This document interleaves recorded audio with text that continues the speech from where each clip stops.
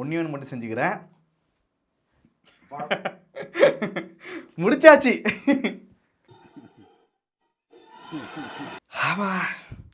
ஒரு வழியாக பல 500,000 போராட்டங்களுக்கு பிறகு தளபதியோட கடைசி படமான ஜனநாயகன் படத்தை பார்த்தாச்சு. படத்தை மட்டும் வெளியே வரும்போது கஷ்டமாக இருக்கு. இதான் லாஸ்ட்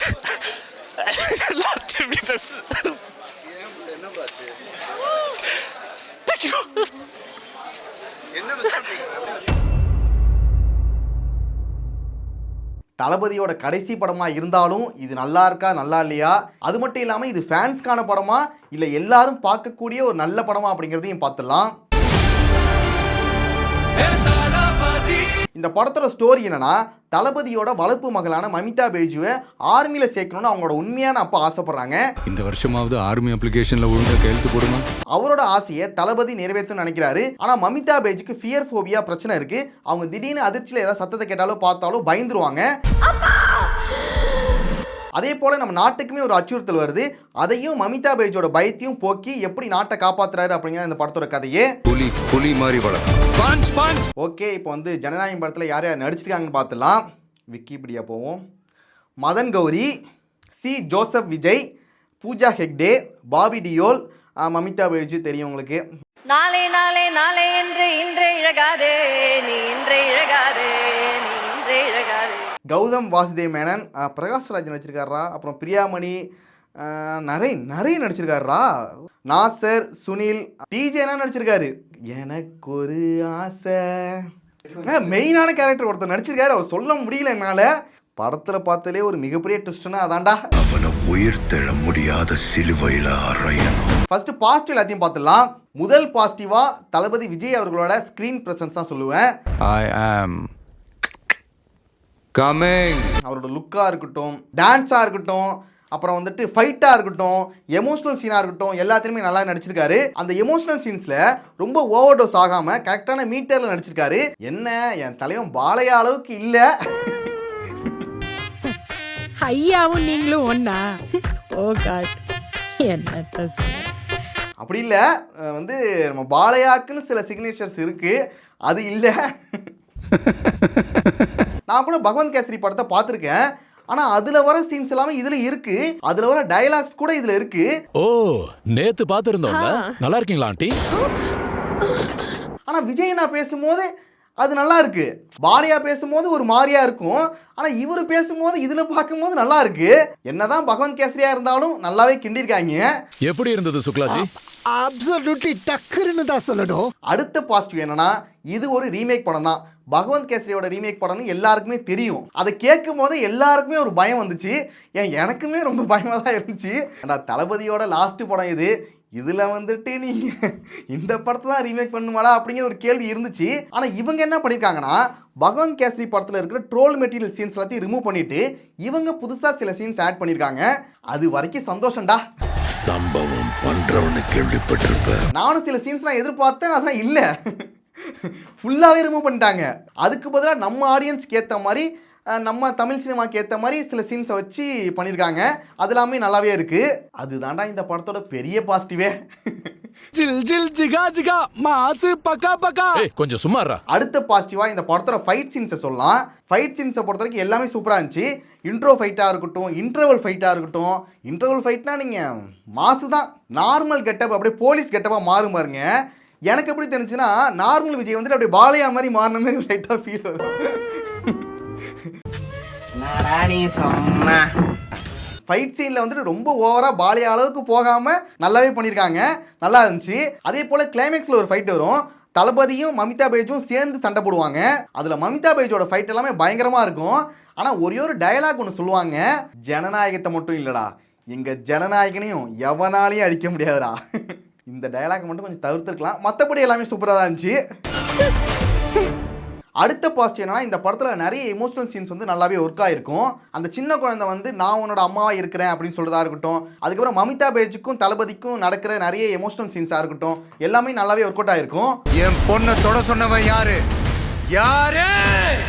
அடுத்த பாசிட்டிவ் என்னன்னா, இந்த படத்தில் பேசியிருக்க நிறைய பொலிட்டிக்கல் டயலாக்ஸாக இருக்கட்டும், இந்த சாதி கலவரங்கள், மத கலவரங்கள், இதுக்கு பின்னாடி இருக்கிற அரசியல், இதை பற்றி பேசினதாக இருக்கட்டும், அதெல்லாமே நல்லா இருக்கும். அதெல்லாம் இதில் உள்ளதுடா, பகவந்த் கேசரியில் உள்ளதுடா. ஆமாம்மா, நிறைய டைலாக்ஸ் வந்து பகவந்த் கேசரியில் உள்ளது தான். இல்லை, பாலையா நல்லா பேசுவார். சாத்திக்கிட்டு மூடிக்கிட்டு போ அண்ணே, சாத்திக்கிட்டு மூடிக்கிட்டு போ என்னடா நொய்யு நொய்யுன்னு. நாடா நீ நையன்ற. அதுக்கப்புறம் உமன் எம்பவர்மெண்ட்டை பற்றி பேசுகிற சீன்ஸாக இருக்கட்டும், அப்புறம் குட் டச் பேட் டச் பற்றி சின்ன குழந்தைங்களுக்கு சொல்லிட்டு ஒரு சீன் ஒன்று வரும், அதெல்லாம் நல்லா இருக்கும். அடுத்த பாசிட்டிவ் என்னன்னா அனிருத்தோட மியூசிக் தான். இது கொஞ்சம் நெகட்டிவ்லையும் இருக்குது, இருந்தாலும் சொல்கிறேன். இந்த படத்தில் வர சாங்ஸ் எல்லாமே நல்லாவே இருந்துச்சு, செலிப்ரேஷனாக இருந்துச்சு. ஆனால் பேக்ரவுண்ட் ஸ்கோர் வந்துட்டு இன்னும் பெட்டராக நல்லா பண்ணியிருக்கலாம்னு தோணுச்சு எனக்கு. ராவண மௌண்டா சாங் வந்துட்டு அப்பப்போ வந்துட்டு போகுது, ஆனால் அது மட்டும் தான் அதிகமாக வருது தவிர வேற எதுவும் புதுசாக கொஞ்சம் நல்லா அந்த ஹீரோவை எலிவேட் பண்ணுற மாதிரி பிஜிஎம் வந்துட்டு இன்னும் நல்லா போட்டுக்கலாம்னு தோணுச்சு. அதுதான் ஒரு சின்ன குறையே. அண்ணா என்னடா ஒன் லாஸ்ட் டான்ஸ். ஏன்னா இது தளபதியோட லாஸ்ட் படம். இதில் வந்துட்டு மியூசிக் வந்து இன்னும் கொஞ்சம் ஃபயராக இருந்திருக்கலாம், இன்னும் கொஞ்சம் பெட்டராக பண்ணியிருக்கலாம், அதுவும் பேக்ரவுண்ட் ஸ்கோர் வந்து இன்னும் நல்லா இருந்திருக்கலாம் அப்படின்னு தோணுச்சு. ஓகே, அடுத்து நெகட்டிவ்குள்ளே போகலாம். இந்த படத்தோட ஒரு பெரிய நெகட்டிவ் என்னன்னா இந்த படத்தோட டியூரேஷன் தான். கிட்டத்தட்ட 3 மணி நேரம் ஓடுது இந்த படம். என்னடா அவ்வளோ நேரம் ஓடிட்டு இருக்கு, போயிட்டே இருக்கு அப்படிங்கிற ஒரு ஃபீல் தான் வருது. உன்னால ஒன்றும் பண்ண முடியாது, விலகி 3 மணி நேரம்னா உட்காந்து பார்க்க முடியாது அப்படின்னா கிடையாது, ஆனால் 3 மணி நேரம் உட்காந்து பார்க்குற அளவுக்கு ஸ்க்ரீன் பிளே இன்ட்ரெஸ்டிங்காக இருக்கணும். அது இந்த படத்தில் கொஞ்சம் கம்மியாக இருக்குது. ஃபர்ஸ்ட் ஹாஃப் பொறுத்த வரைக்கும் நல்லாவே போச்சு, பெருசாக எங்கேயும் போர் அடிக்கல, மாசா ஜாலியாக ஒரு ஃபைட் சீன் தான் வச்சு நல்லாவே முடிச்சிட்டாங்க. ஆனால் செகண்ட் ஹாஃப் பார்த்தீங்கன்னா ரொம்ப அங்கேயும் இங்கேயும் போய் வள இழுத்துட்டு எங்கேயோ போய் எங்கேயோ கொண்டு வந்து எங்கேயோ முடிச்ச மாதிரி இருந்துச்சு. திரும்பி போற ஐடியாவே இல்லை. இந்த கதையை பொறுத்த வரைக்கும் இங்கே ஆரம்பிச்சு இங்கே தான் முடிய போகுது. ஆனால் அதுக்கு இடையில என்ன நடக்க போகுது, அடுத்து என்ன நடக்க போகுது அப்படின்னு சொல்லிட்டு ஒரு பதட்டமோ ஒரு இன்ட்ரெஸ்டிங்கோ எதுவுமே இல்லாமல் ஏதோ அப்படியே ஒரு நார்மலாக போயிட்டு இருக்கு. ஃபேன்ஸ் கூட ஃபர்ஸ்ட் ஹாஃப் வரைக்குமே ஜாலியாக செலிப்ரேஷன் பண்ணிட்டு இருந்தாங்க. செகண்ட் ஹாஃப்லனா ஒரு சில சீன்ஸை தவிர மற்ற எல்லா சீன்ஸ்லையும் அப்படியே உட்காந்துட்டாங்க. ஏதோ ஒன்று நடந்துகிட்டு இருக்கு, எங்கேயோ பண்ணிட்டு இருக்காங்க, ஏதோ நடந்துட்டு இருக்குன்னு பார்த்துட்டு இருக்காங்க. அதை வந்துட்டு இன்னும் கொஞ்சம் நல்லா கொஞ்சம் இன்ட்ரெஸ்டிங்காக பண்ணியிருக்கலாம். முக்கியமாக டியூரேஷனை வந்துட்டு குறைச்சிருக்கலாம். அதுதான் மெயின் பிரச்சனையே. அதான் பிரச்சனையே. அதான் பிரச்சனையே. அது கொஞ்சம் பண்ணியிருந்தா படம் இன்னும் நல்லா இருந்திருக்கும். அடுத்த நெகட்டிவ் என்னன்னா கொஞ்சம் ஓவரா ஒரு சில சீன்ஸ் வந்து பில்டப்பா இருக்கும். அதாவது பில்டப் டயலாக்ஸ் இருக்கும்.